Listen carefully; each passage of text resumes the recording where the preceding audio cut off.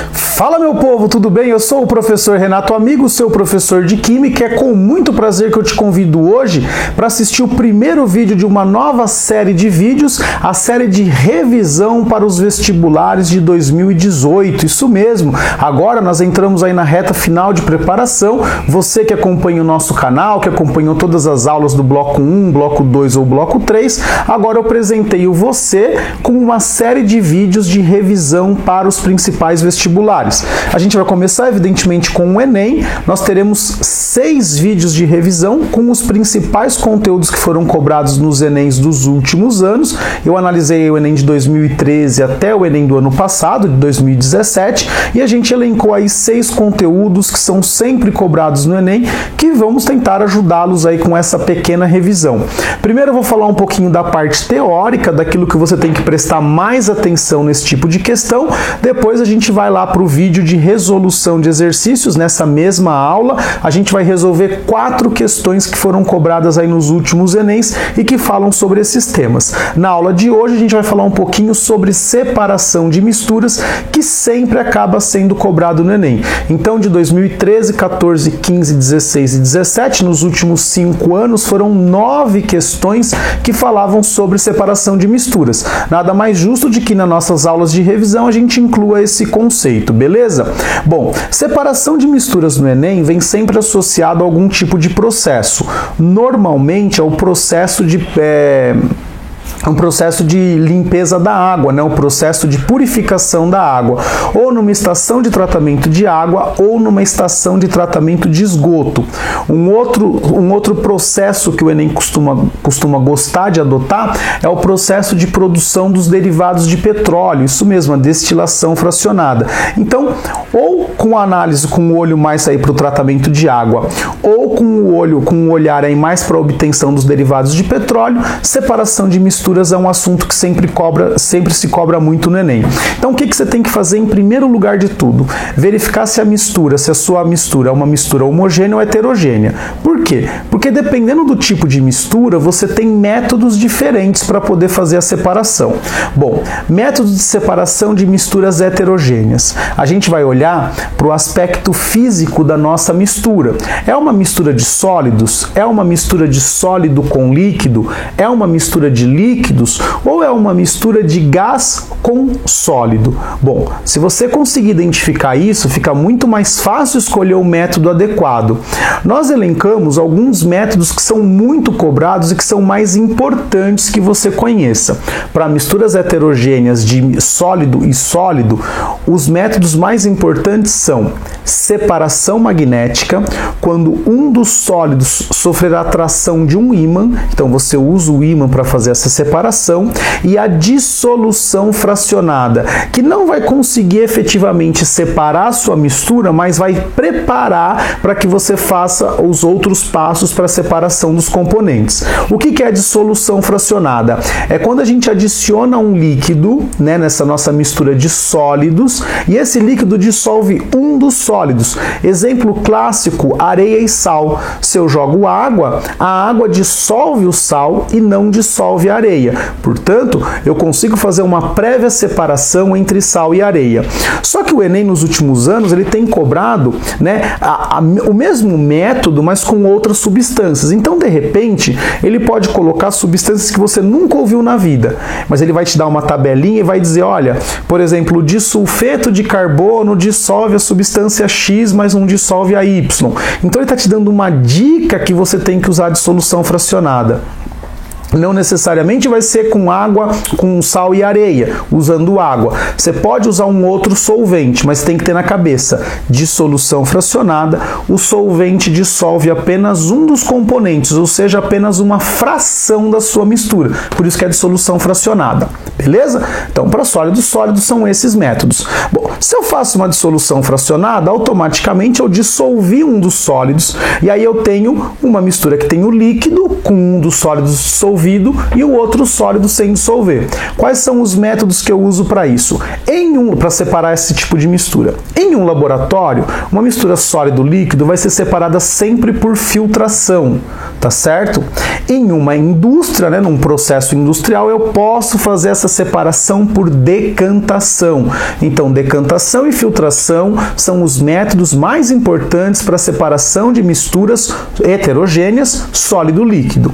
Beleza? Sendo que a filtração é mais rápida, é mais limpa, é mais higiênica, tá certo? A decantação a gente usa mais para grandes processos, beleza? Bom, fiz a filtração, aquilo que ficou retido no filtro eu vou chamar de resíduo, de resíduo, e o que passa pelo filtro eu chamo de filtrado, tá certo?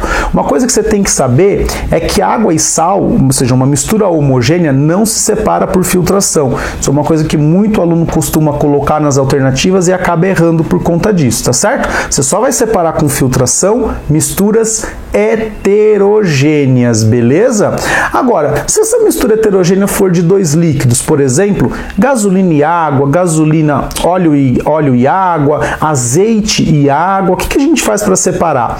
A gente usa um método chamado decantação com funil de separação, ou funil de bromo, é o jeito que a gente chama esse funilzinho de separação. Parece ali um peão ou uma coxinha, né? Não sei, de repente você está assistindo esse vídeo com fome, ó, parece uma coxinha, ela é gordinha em cima e fininha embaixo, e tem uma torneirinha. Então você coloca a sua mistura lá, evidente é uma mistura heterogênea de dois líquidos, o líquido de menor densidade vai ficar na parte superior, o de maior densidade na parte inferior, você abre a torneirinha e evidentemente esse líquido começa a escorrer, sendo que o de maior densidade vai separar primeiro. Fechou a torneirinha, acabou o processo. Onde a gente usa isso?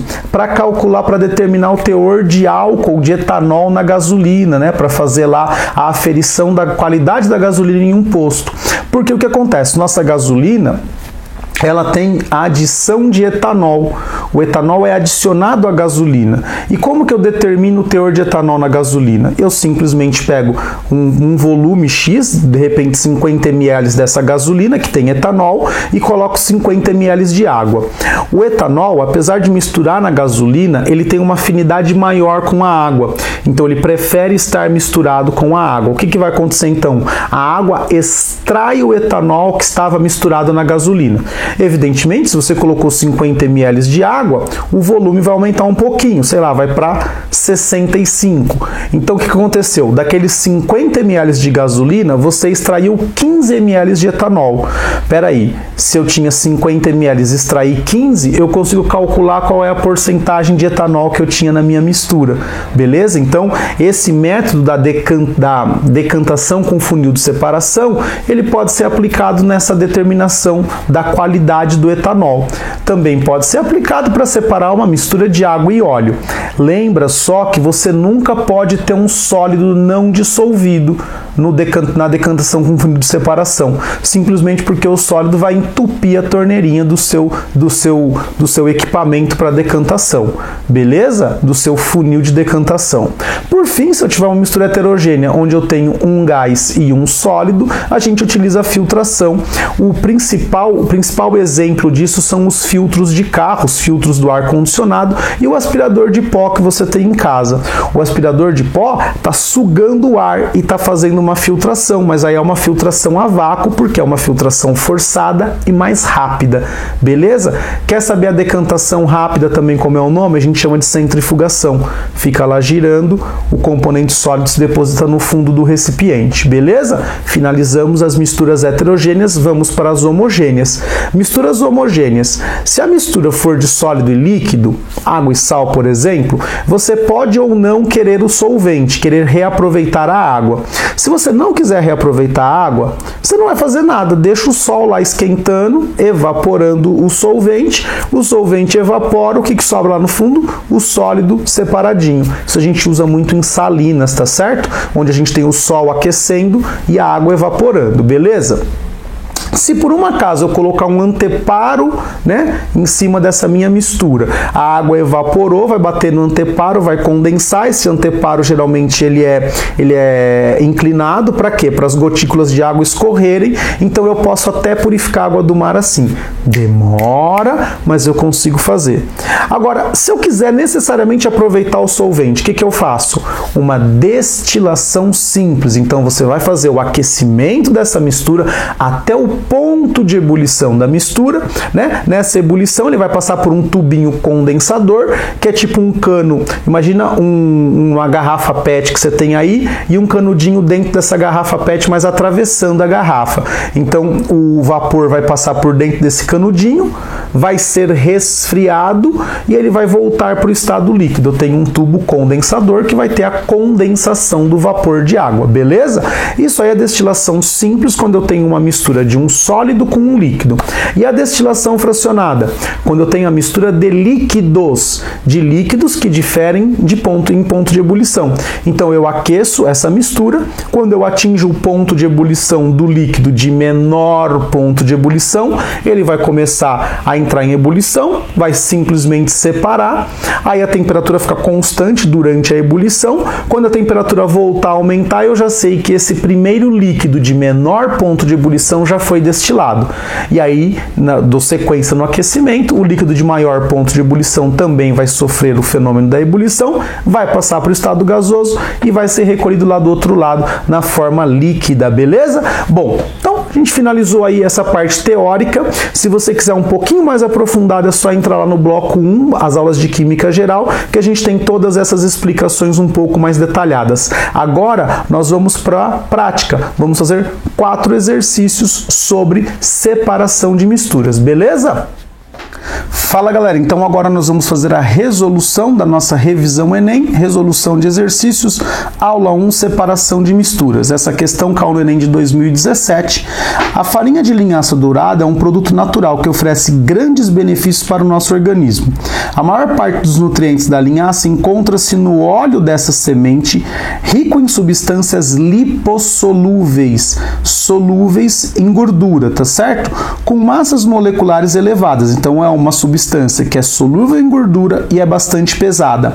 A farinha também apresenta altos teores de fibras proteicas insolúveis em água, celulose, vitaminas lipossolúveis e sais minerais hidrossolúveis.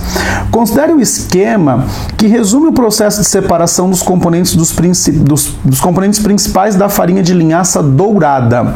Então vem a farinha de linhaça, se adiciona o éter etílico, que é um solvente orgânico, então ele vai dissolver aquilo que for orgânico também, tá certo? Você tem uma filtração, então provavelmente aqui teve uma mistura heterogênea, né? Você tem um resíduo 1, você adiciona água e agita, você faz a filtração, tem o resíduo 2 e um extrato aquoso que você destila, e você tem o destilado 2 e o resíduo 3, tá? Então isso aqui é um processo para aquela parte que não ficou dissolvida no solvente orgânico. Para aquilo que ficou dissolvido no solvente orgânico, eles chamaram de extrato étereo, né? Por conta do éter. Essa é a fase orgânica. Bom, ocorreu uma destilação, eu tenho o destilado 1 e o resíduo 4. Gente, o destilado 1 e o resíduo 4 ou é o éter, né, que eu adicionei o éter, ou é a substância lipossolúvel, né, que ela é rica em, o óleo da linhaça é rico em substância lipossolúvel.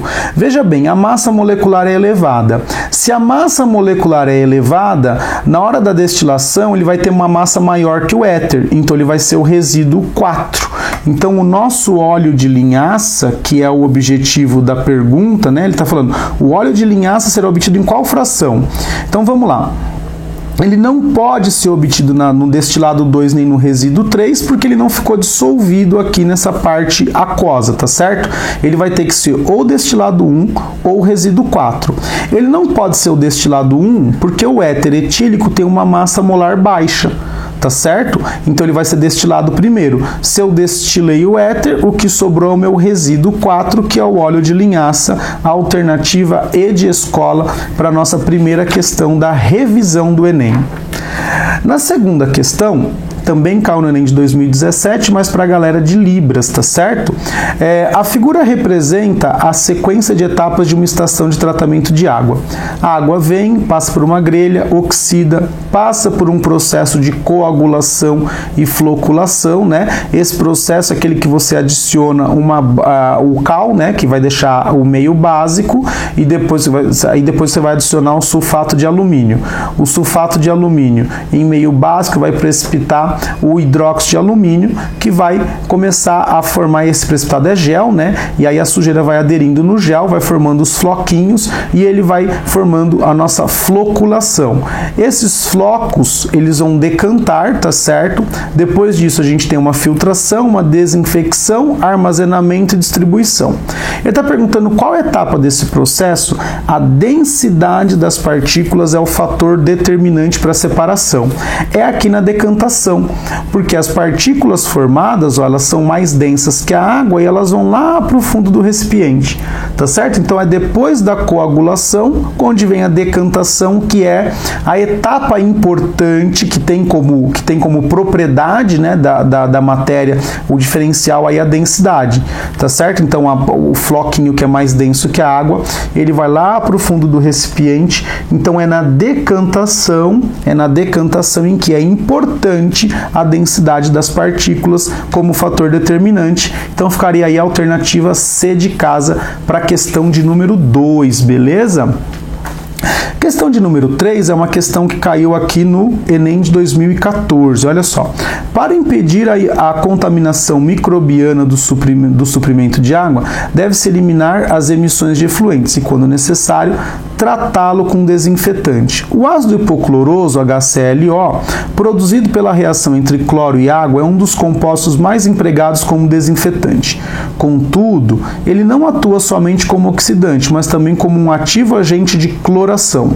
A presença de matéria orgânica dissolvida no suprimento de água clorada pode levar à formação do clorofórmio e outras espécies orgânicas cloradas tóxicas.